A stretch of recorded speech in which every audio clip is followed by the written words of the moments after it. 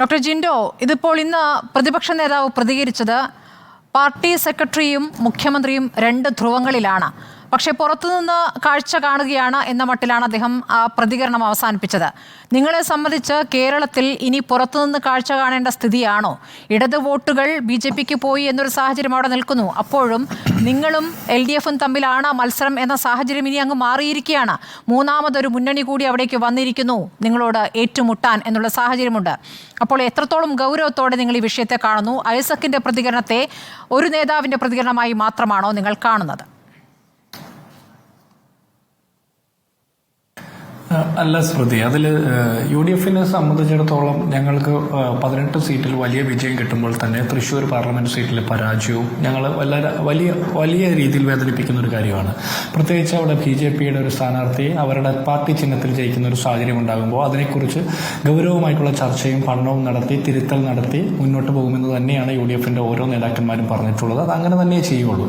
UDFനെ സംബന്ധിച്ചിടത്തോളം അത് വലിയ ആഘാതം സൃഷ്ടിച്ചിട്ടുള്ള ഒരു കാര്യമാണ്. കൂടുതൽ വോട്ട് എവിടെ നിന്ന് ചോർന്നു എന്നുള്ളതിന്റെ തർക്കം നടക്കുമ്പോൾ തന്നെ തൃശ്ശൂരത്തെ മാത്രം കേസെടുത്താൽ മാത്രം വരെ കേരളത്തിലെമ്പാടും 20 പാർലമെന്റ് മണ്ഡലങ്ങളിലെയും വോട്ട് ചോർച്ച BJPയിലേക്ക് വോട്ട് കൂടുമ്പോൾ അത് എവിടെ നിന്ന് പോയി എങ്ങനെ പോയി എന്നൊക്കെ പരിശോധിക്കുമ്പോൾ അതിൽ കൂടുതൽ വോട്ട് ചോരുന്നത് ഏത് പക്ഷത്താണെന്നുള്ളതിനെ കുറിച്ചിട്ടൊന്നും തർക്കത്തിന്റെ കാരണമൊന്നുമില്ല. 111 സീറ്റിൽ നിയമസഭാ സീറ്റിൽ ഭൂരിപക്ഷത്തിലെത്തി നിൽക്കുന്ന കോൺഗ്രസും അല്ലെങ്കിൽ 11 സീറ്റിൽ ഒന്നാം സ്ഥാനത്തെത്തുന്ന BJP അങ്ങനെ വരുന്ന സാഹചര്യമൊക്കെ ഉണ്ടാകുമ്പോൾ ഇവിടെ LDF സർക്കാരിനെതിരായിട്ടുള്ള അതിശക്തമായിട്ടുള്ള ജനവിധി ഉണ്ടായിരുന്നു എന്നുള്ള കാര്യം നമ്മൾ സ്പഷ്ടമാണ്.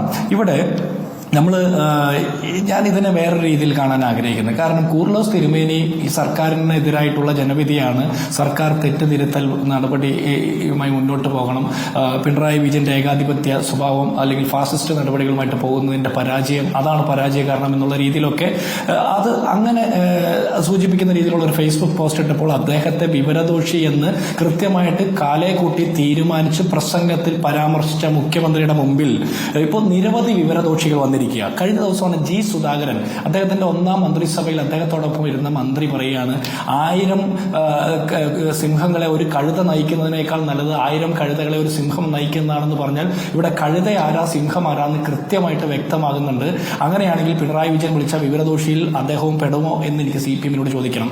രണ്ടാമത്തെ MV ഗോവിന്ദൻ, പിണറായി വിജയൻ നിയമസഭയ്ക്കകത്ത് തെരഞ്ഞെടുപ്പ് പരാജയത്തിന് ശേഷം ആദ്യം പറഞ്ഞത് യാതൊരു പ്രശ്നവും ഇല്ല, പരാജയം തന്റെ ഗവൺമെന്റിന്റെ പരാജയമല്ല, സർക്കാരിന്റെ പ്രവർത്തനങ്ങളുടെ വിലയിരുത്തലല്ല എന്നൊക്കെ പറഞ്ഞ് ഒഴിയാൻ നോക്കുമ്പോഴും പാർട്ടിയുടെ സംസ്ഥാന സെക്രട്ടറിക്ക് അത് പഠിച്ചപ്പോൾ കൃത്യമായിട്ടൊരു ബോധ്യം കിട്ടിയെന്ന നമ്മൾ മനസ്സിലാക്കുന്നത്. സർക്കാരിന്റെ ഭാഗത്തുനിന്ന് പാർട്ടിയുടെ ഭാഗത്തുനിന്ന് വീഴ്ച സംഭവിച്ചു എന്ന് സംസ്ഥാന സെക്രട്ടറി പറയുമ്പോൾ അത് പിണറായി വിജയൻ പറഞ്ഞ വിവരദോഷിയായിട്ട് MV ഗോവിന്ദൻ പരിഗണിക്കപ്പെടുമോ എന്നുള്ള ചോദ്യം രണ്ടാമത്തത്.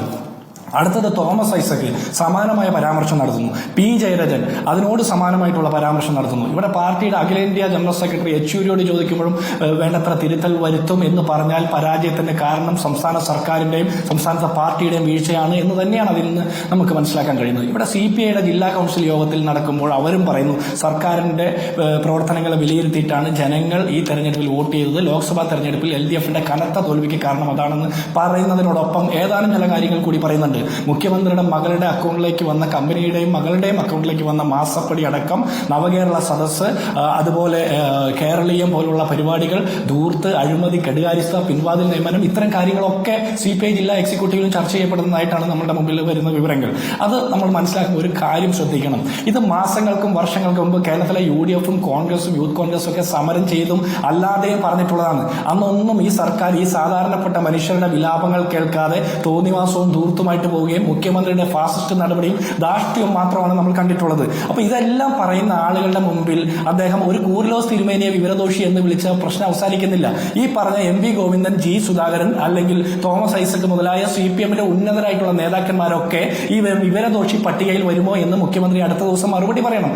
രണ്ടാമത്തത്, ഇത് മാത്രമല്ലെന്നേ, ഒരു പാവപ്പെട്ടവന്റെ വീട്ടിലേക്കുള്ള വഴി തടഞ്ഞുകൊണ്ട് കൊടിമരം കെട്ടുക, സ്വന്തം പറമ്പിലെ തേങ്ങ ഇടുന്നത് തടസ്സപ്പെടുത്തുന്ന ലോക്കൽ കമ്മിറ്റി, അങ്ങനെ പോയിട്ട് കേരളത്തിലെ CPM-ന്റെ സാധാരണ ബ്രാഞ്ച് കമ്മിറ്റിയിൽ പ്രവർത്തിക്കുന്നവരെ വരെ പേടിച്ചിട്ട് വേണം കേരളത്തിലെ 3.5 കോടി ജനങ്ങൾ ജീവിക്കാൻ എന്ന് പറയുന്ന ഗതികേടിലേക്ക് ഈ നാടിനെ കൊണ്ട് എന്ന് എത്തിച്ചത് ഇവര് ത്രിപുരയും ബംഗാളും ഒക്കെ തുടർ ഭരണത്തിലൂടെ ഇവിടെ ആവർത്തിക്കുമ്പോൾ ഇവിടുത്തെ മനുഷ്യർ തിരിച്ചറിയുകയാണ്. അവിടെ 30-35 വർഷം എടുത്തെങ്കിൽ ഇവിടെ കൃത്യം 8ാം വർഷം 9ാം വർഷം 8ാം വർഷം ആവുന്നതിന് ആളുകൾ തിരിച്ചറിയുന്നുണ്ട് ഇത് കിരാതമായിട്ടുള്ള ഫാസിസ്റ്റ് നടപടികളാണ്.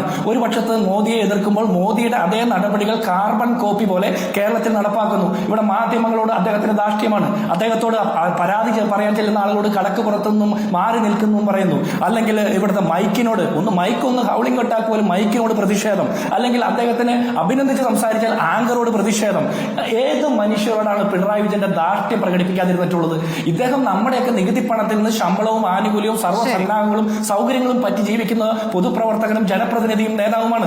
അദ്ദേഹം നമ്മളോട് ധാർഷ്ട്യം കാണിക്കുന്നതിന് പകരം നമ്മുടെ പരാതികൾക്കും അല്ലെങ്കിൽ അതുപോലെയുള്ള സങ്കടങ്ങൾക്കും വിലാപങ്ങൾക്കും കാതു തരേണ്ട മനുഷ്യരാണ്. 8 വർഷം മുമ്പുള്ള ഉമ്മൻചാണ്ടി എന്ന് പറഞ്ഞ മനുഷ്യൻ ആയിരങ്ങൾക്ക് കാതു കൊടുത്തപ്പോ ഇന്ന് പിണറായി വിജയൻ എന്ന് പറഞ്ഞ മനുഷ്യൻ ഒരു വിമർശനത്തിന് പോലും കാതു കൊടുക്കാൻ തയ്യാറാകാത്ത ഫാസിസ്റ്റ് ആയിട്ട് തരം താണതിന്റെ സൂചകങ്ങളാണ് ഈ പറഞ്ഞ നേതാക്കന്മാരൊക്കെ എണ്ണി എണ്ണി പറയുന്നത്.